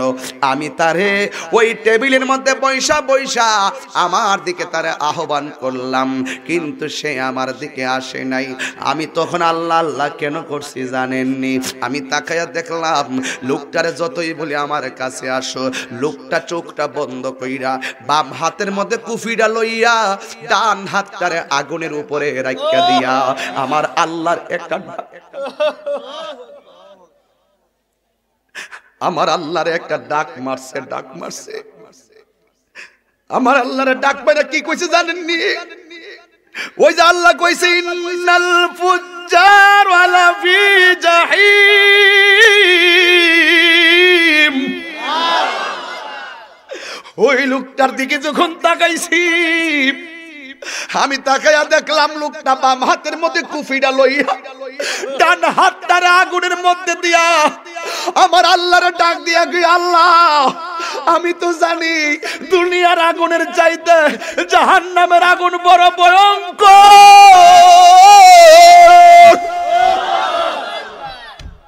ও আল্লাহ, আমি কেমনে সইব ওই জাহান্নামের আগুন? আমি এটা কয়, আমি যখন তাকে দেখলাম ওই আগুনের মধ্যে লোকটা হাত দিয়ে আল্লাহর কাছে ঈমান ভিক্ষা চাইতেছে আর ইজ্জত ভিক্ষা চাইতেছে। আমি এই অবস্থা দেখা তার রুহানি বেলায়েতের প্রেমের জালে আবদ্ধ হয়ে গেছি। যখন আমি তার রুহানি প্রেমের জালে আবদ্ধ হয়ে গেছি, আমার মুখ দিয়ে আর বাঁচাও বাঁচাও আসে না। আমার মুখ দিয়া তুমি আমারে ধরো, তুমি আমারে ক্ষতি করো, এই কথা আমার মুখে আসে না। আমি যেন আল্লাহর প্রেমের নামে ফানা ফিল্লা হইয়া আমি আল্লাহরে দুইটা ডাক মেরে দিয়েছিলাম।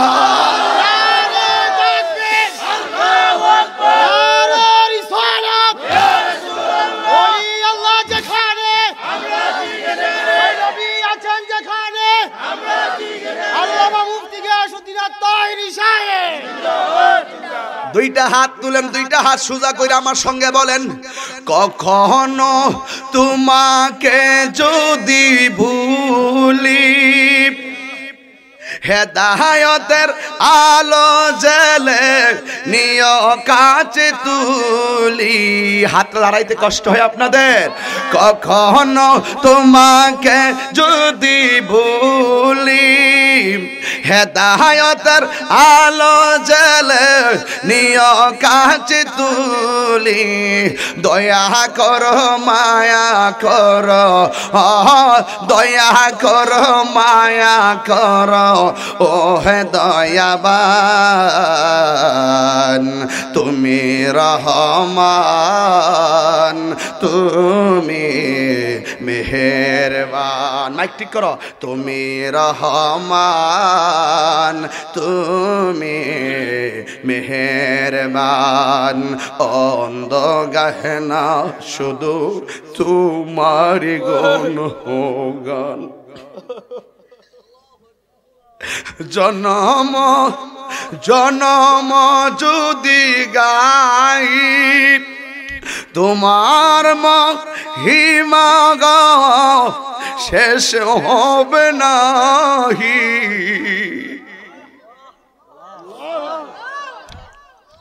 জনম জনম যদি গাহি তোমার মহিমা গো শেষ হবে নাই দয়া করো মায়া করো হো দয়া করো মায়া করো ও হে দয়াবান তুমি রহমান তুমি মেহেরবান সবাই বলেন তুমি রহমান তুমি মেহেরবান অন্ধ গাহে না শুধু তোমার গুণগান অন্ধ গাহে না শুধু তোমার গুণগান বুঝে বুঝে না তব শান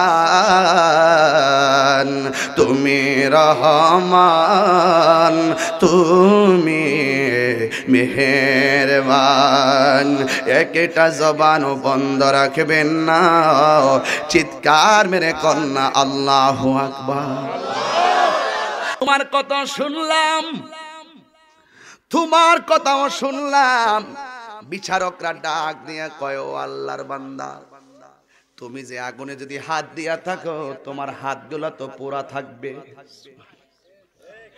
কেমন একটা কঠিন হিসাব কিতাব মিলাইছে দেখেন তোমার হাতগুলো তো পোড়া থাকবে তোমার হাতটা একটু দেখাও না এবার আল্লাহর ওলি কয় আমাকে লজ্জা দিয়েন না আমি হইলাম আল্লাহর প্রেমের পুরা আমি আল্লাহর প্রেমে পুরা যারা সত্যিকার আল্লাহর গোলামি করে তারা মানুষরে কয় না যারা মনিবের সঙ্গে প্রেম করে তারা ধরা দেয় না হাতে পায়ে দইরা কয় আমার লজ্জা দিয়েন না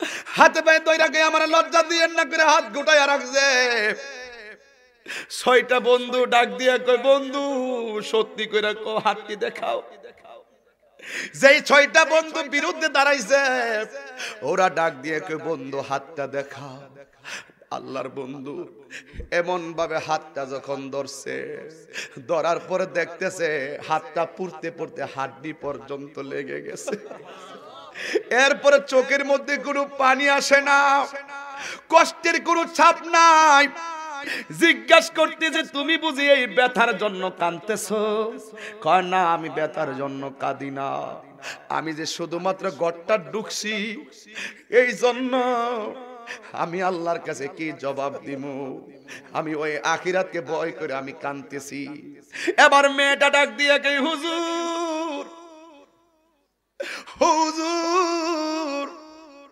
সর্দাররা কয় তুমি কয়বার আল্লাহ বলছো কই দুইবার প্রথমবার কেন বলছো কয় হাতটা আগুনে দিছে দ্বিতীয়বার কেন বলছো সে ডাক দিয়ে হুজুর বিশ্বাস যদি না হয় তার পায়ের দিকে তাকায়া দেখেন পাটাও আগুনের মধ্যে দিয়া পুইরা ফেলাইছে এই জন্য আমি আল্লাহরে ডাক না দিয়ে আমি আর পারি নাই জিজ্ঞাসা করলো তোমার হাতের মধ্যে কেন তুমি আগুন দিলা কই এই হাত দিয়া আমি আগুন লইয়া ঘরে ঢুকছি এই হাত আগুন দিয়ে পুরাইছি পা দিয়া কেন পুরলা কয় পা দিয়া হাইটা আমি ঘরের মধ্যে আইছি কারণ হাসরের ময়দানে আমার জবান বন্ধ থাকবে হাতের সাক্ষী হাত দিবে পায়ের সাক্ষী পা দিবে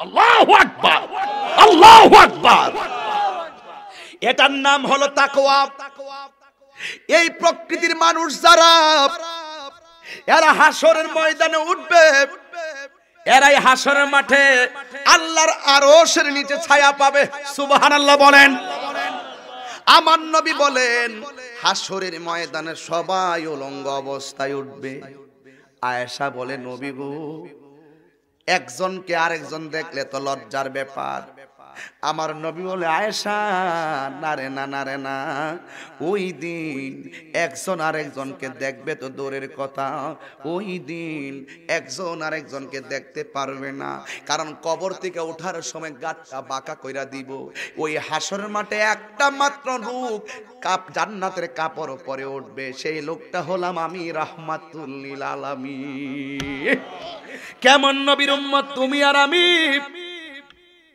হাসরের ময়দানে আমার নবী বলবেন নবী কয় সাহাবারা হাসরের ময়দানে কিছু কিছু মহিলাদের মাথার চুলগুলো নিচে ঢুকাইয়া আর পা গুলো গাছে বান্ধা ঝুলাইয়া রাখবো।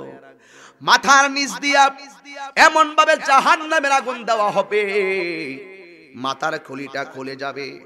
আলকাতরা যেমন করে, কাঁচা আলকাতরা হাতে নিয়ে যেমনে ঢাললে যেমন ভাবে পড়ে, মাথার মগজগুলো এমন ভাবে পুড়তে পুড়তে আলকাতরার মতন কালো হয়ে পড়তে থাকবে। আর ওই মহিলাগুলা শুধুমাত্র কান্না কান্না করবে। নবী আমার জিজ্ঞাসা করা হয়, নবী গো, এদেরকে আল্লাহ এইরকম শাস্তি কেন দিবেন?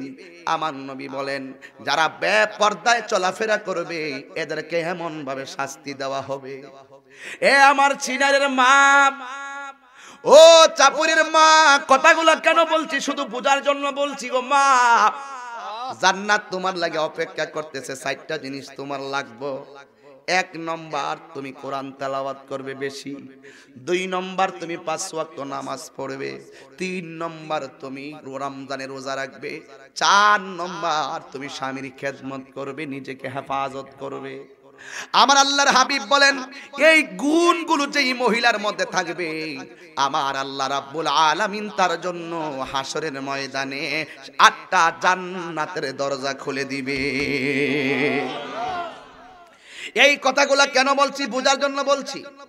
আমি সারা জীবন ওয়াজ করছি মায়ের খেদমত, এখন আমি উল্টা ওয়াজ করব সন্তানের প্রতি মার কর্তব্য।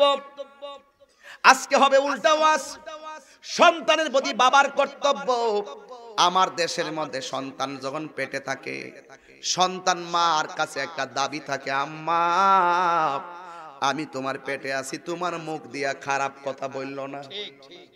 এটা সন্তানের দাবি, হাদিস শরীফের মধ্যে একদম স্পষ্ট বলছি।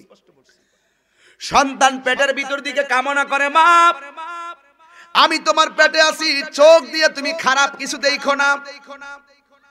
সন্তান যখন ভূমিষ্ঠ হয়, সন্তানের প্রথম দাবি থাকে, আমার গার্জিয়ান আমার ডান কানের মধ্যে আজান দিব। কি কথাগুলো কি অপছন্দ লাগতেছে আপনাদের? আমার ছেলে যখন আল্লাহ আমাকে দান করছে, আমি নিজে আজান দিছি। আর আমার দেশের ভিতরে সিজারে বাচ্চা হওয়ার পরে এক রুমে পড়ে থাকে মা, আরেক রুমে পড়ে থাকে বাচ্চা, তুলা দিয়ে ফেসাই না ভালাই রাখে। বাচ্চা কুলে আসতে আসতে ওই দিক দিয়ে বাচ্চালে মিষ্টি খাওয়া খাওয়াই, আর মিষ্টি খাওয়া করে আর ফুলের তোড়া দিয়ে কত আনন্দ স্ট্যাটাস মিস্ট্যাটাস দিয়ে একবারে কিয়ামত করে লেতেছে। সব কিছুর খবর আছে, আসল জিনিসের খবর নাই। কারণ হাদিস শরীফের মধ্যে আসছে, বাচ্চাটা হওয়ার সাথে সাথে শয়তান তার কানের মধ্যে কুমন্ত্রণা দেয়। যখন তাকে আজান দেওয়া হয় তখন শয়তানটা পালায়া যায়, আর আজানের ধরিতে ছোট্ট বাচ্চার কলবের মধ্যে আল্লাহ নামের সরব পয়দা হয়ে যায়। এটা আজকের দিকে মনে রাখবেন, নাইলে একজন হুজুর রেডি রাখবেন যে আমার বাচ্চা হবে, আজান দিবা তুমি। ঠিক কিনা বলেন? এই আজান নাই, এখন আজান আছে খবরই নাই, কই কিতা কোন সময় তো জানেন না। কথা কন না গেলে গিয়া সন্তানের দাবি হলো আমার কানে আজান দিবে। 2 নম্বর হলো, 3 নম্বর হলো 7 দিনের মাথায় মাথার চুলগুলো কামাবে।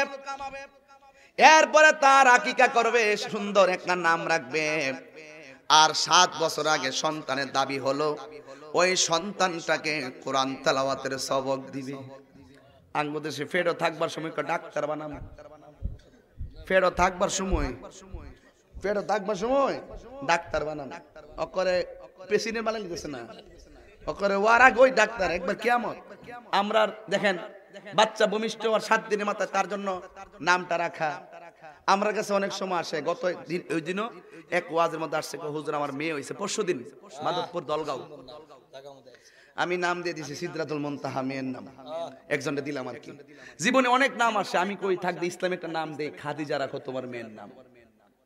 হুজুর এটা তো বুড়া বিডিয়েতের নাম, মানে কষ্টটা যদি কই লাগে জানেন। এবারে ছেলের নাম যদি নিতে হয়, যদি বলি যে আল্লাহর কাছে প্রিয় নাম হইলো 2টা, একটা হইলো আব্দুল্লাহ আর একটা হইলো আব্দুর রহমান। এই নাম দিলে কয় ইতা বুড়া বেড়াইতের নাম, একটা বালা নাম দিন হুজুর। আমি কি আল্লাহর কাছে প্রিয় 2টা নাম, এটা তুই বুড়া বেড়ার নাম কইলি? এই হলো আমাদের দেশের মেন্টালিটি। কয়েকদিন পরে খবর পাওয়া যায়, হে বলে ছোটবেলায় বলে বেশি বেশি হাত লড়তো, এর লাগে দাদি বলে শখের নাম রাখছে বুলেট। মানে খুব ভালো করে লড়ে, ছোটবেলা লড়ে নাম নে, শখের নাম রাখছে বুলেট। আর কেউ বড় সাফার ডাক্তার তোমারই ফালাইব। কথা কন্যা গেলে ঠিক কিনা বলেন? আপনি মনে করেন না যে যেই কোনো নাম লেখা লাইলই রাখা দিলে আপনি বাচ্চা যাবেন গা। হাসরের মাঠে অসংখ্য অভিভাবক আল্লাহর কাঠগড়ায় দাঁড়াবে, শুধু সন্তানের নাম কেন কোরআন সুন্নাহ ভিত্তিক রাখলো না। ঠিক। আর ওয়ার পরে ছোটবেলায় কোরআন তেলাওয়াত দিবস দূরের কথা, ঘুম থেকে নিজে উঠতে পারে না, বাচ্চারে ম্যাডামের হাতে তুইলা দেয়, কিন্ডারগার্টেনে লয়ে যায়। তো যান কিন্ডারগার্টেন, অসুবিধা নাই। আমি কিন্ডারগার্টেনের স্যারদেরকে আমি সব মাহফিলে বলি, স্যার আমার সন্তানকে যেই টাইমে আপনারা তুইলা নেন, এই টাইমে কিন্তু আমরার সময় আমরা কোরআন শরীফ পড়ছি মক্তব হুজুরের কাছে, এরপরে 10টার সময় আমরা স্কুলে গেছি, কিও ঠিক নি? আর এখন যেই টাইমে একবারে ড্রেস ড্রেস লাগাইয়া টুপি টাপি লাগাইয়া যে আমি লয়ে যাই গিয়া কোন ইচ্ছা আপনার কাছে আমার একটা কথা আছে, একটা কথা ফাইনাল কথা, আপনারা অভিভাবকরা যেখানে কিন্ডারগার্টেন থাকবে বলবেন যে আপনাদের ক্লাসটা যেন প্রথম শুরু হয় ভালো কারির মাধ্যমে কোরআন তেলাওয়াত দিয়া। রাজি আছেন কিনা বলেন? নাইলে আমার পোলাপান দেখবেন নামাজও ঠিক মতো পড়তে পারবে না, নামাজটাও পড়তে পারবে না ঠিক মতো। এই জন্য তাদেরকে কোরআন তেলাওয়াতের সবক দরকার আছে না নাই?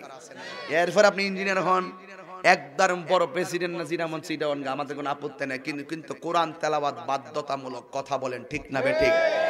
নামাজে কোরআন তেলাওয়াত আছে না নাই? আর ওদের নামাজে কোরআন তেলাওয়াত আছে না নাই? এই নামাজ আপনাকে পড়তে হবে। সন্তান চাই 7 বছরের আগে সন্তানকে মা কোরআন তেলাওয়াত শিখাবে। সন্তান এটাও চাই 7 বছরের কালে মা সন্তানকে নামাজের কথা বলবে। সন্তান এটাও চাই 8-10 বছরে মা বাবা পিটাইয়া মসজিদে পাঠাবে। সন্তান এটাও চাই যে আমাকে মা সুশিক্ষায় শিক্ষিত করবে। সন্তান এটাও চাই মা আমাকে সুন্দর একটি বিয়ে করাবে। এটাই তো স্বাভাবিক। কিন্তু মনে রাখবেন, আমাদের অভিভাবকরা বাঁচতে পারবেন না। যেই টাইমে সন্তান চেয়েছিল আপনার কাছে মা আমাকে পেটে রেখে কোরআন তেলাওয়াত করবে, ওই টাইমে আপনার সন্তানকে নিয়ে আপনি স্টার জলসা দেখেছেন, আছে না নাই বলেন? যেই টাইমে সন্তান চেয়েছিল আপনি সন্তানের কানে আজান দিবেন, সেই টাইমে আপনি সন্তানের ধারে কাছেও যেতে পারেন নাই। যেই টাইমে সন্তান চেয়েছিল আপনি সন্তানের সুন্দর একটি নাম রাখবেন, ওই টাইমে আপনি কোরআন সুন্নাহর বহির্ভূত একটি নাম লিখে দিলেন। যেই টাইমে সন্তান চেয়েছিল আপনি তাকে কোরআন শরীফ শিক্ষা দিবেন, সেই টাইমে আপনি তাকে দুনিয়ার শিক্ষায় আসক্ত করে দিলেন। যেই টাইমে সন্তান চেয়েছিল তাকে নামাজের জন্য আপনি শাসন করবেন, সেই টাইমে সন্তানকে আপনি অবাধে ছেড়ে দিয়েছেন। যেই টাইমে সন্তান চেয়েছিল আপনি তাকে একটি পরিণত একটু শিক্ষা দিয়ে আপনি তাকে উচ্চ শিক্ষার শিক্ষিত একটা সিদ্ধান্ত নেবেন, ওই টাইমে আপনি আপনার সন্তানকে অটো রিকশা দিয়ে রাস্তায় নামিয়ে দিয়েছেন। কি কথা বলেন না কেন? তাহলে সন্তানের কোনো দোষ নাই, দোষ আমার আপনার সবার। আমরা আমাদের সন্তানকে ঠিক মতো গড়াইতে পারি নাই। আমরা যদি আমাদের সন্তানকে ঠিক মতো গড়াইতে পারতাম, আল্লাহর কসম করে বলি, আমার চিনার চাপড়ি খাওয়ায় কাদির ঘোড়ার সন্তান কখনো মাদকে আসক্ত হতে পারত না। ঠিক কিনা বলেন? এই জন্য মাদক, একদম মাদককে না বলতে হবে। আমার এই দেশের ভিতরে যদি কোনো জায়গায় যদি কোনো ধরনের মাদকের গান পান, মাদকের আসক্তের 1 ইঞ্চি কোনো সুযোগ পান, আপনারা থানায় গিয়ে বলে দিবেন, তাকে আইনের আওতায় দিয়ে দিবেন। কারণ নেশার কারণে তার জীবন ধ্বংস হয়, নেশার কারণে তার মস্তিষ্ক ধ্বংস হয়, নেশার কারণে সমাজ ধ্বংস হয়, সবচেয়ে বড় কথা হলো নেশার কারণে ঈমান ধ্বংস হয়। এই নেশা কি চলবে না বন্ধ হবে? বিদায় বেলায় আমার কাছে বলতে হবে, আমার সাথে হাত তুলে বলতে হবে। বলুন, হাত তুলুন, জবানগুলো জোরে বলবেন, এই পোলাপান আমার কোরআন শরীফের দিকে তাকাও, এদিকে তাকাও। ডাইরেক্ট বলবেন মদ, হ্যাঁ মদ বন্ধ কর।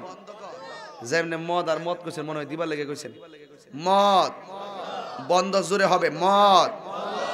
এই আওয়াজে মানি না, জোরে কোন মদ। ও হে মদ, মদ বন্ধ কর, মদ, ইয়াবা, পেনচি, গাঞ্জা, সুদ।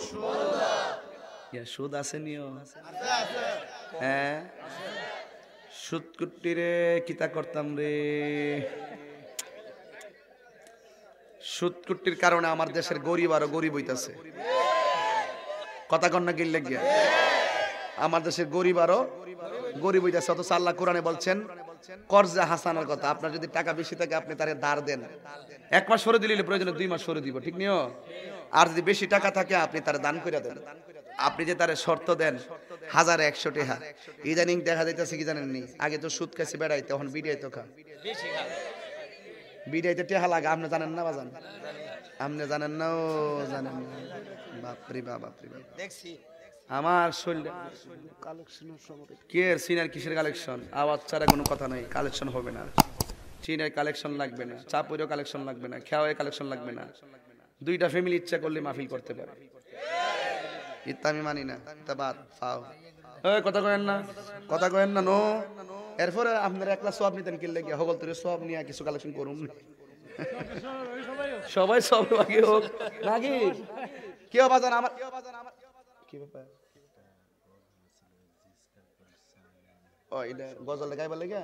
আচ্ছা গামনে বসেন, অসুবিধা নাই, গামনে যান। গামনে গজল কি আজকে বেশি গাইলেছি নাকি? তা কেউ বেশি গাইছি তো বেশি না গাইলেও একটু জিকির করতে হইব, ঠিক নিও। নাহলে সাফুর সিনার খাওয়াইরে বুঝদন যাইতো না। কথা কোন ঠিক না বেটি? সারা দুনিয়া কাফাইলাই, সাফুর কে ঠান্ডা রাউন যাবো, সিনার কে ঠান্ডা চলবো? তবে যতক্ষণ কথা বলছি কোরআন সুন্নাহর বুঝ পাইছেননি নাকি কিচ্ছা কাহিনী কয়ে গেছি? দলিল আছে কিনা? হয়তো এখন একটু কষ্ট দিমু, সুদ করে ধরছি। এই ব্যাপারে অনেক সুদ করে আমার বিরুদ্ধে, এই বাবা, এই মুরব্বী যান, আব্বা যান, যান, যাই না, অসুবিধা নেই, ফুলাফান কেউ যায় না। শুনেন, হাসেন না, হাসির খোরাক দিতাম না তাহিরি, এটা বাদ দিলাম। একটা কথা বলি, সুদের কথা বলছি। অনেক সুদকুর বাজারে যাইয়া কইব ওয়াজ করছে, ঠিক মতো করছেন, জিডি কইব মনে করবেন যে ইডি সুদকুর। সুদকুরে যখন সুদকুর কম, সুদকুরের গায়ে তো লাগবই। সুর কইলে সুরের গায়ে তো লাগবই। সুদকুর কইলে কেউ যদি সেতে মনে করবেন হে ওই এক নম্বর সুদকুর। আমার দেশের মধ্যে মহিলারাও সুদ খায়। মহিলারা সুদ না, এটা লাগা লাগা খা। এ বুঝালেছো দর্শি জায়গা মতো জামাই যখন 1 লাখ ফাড়া বাবা কি না 2 বছর আগে, ও আচ্ছা 2 বছর আগে ওয়াদা ছিল ফান খাওয়াইতা। ফানটা কিন্তু বহুত কিছু করে, তুমি আবার পাগল করলে অসুবিধা নাই, জানি আর কি মজা করলাম আর কি।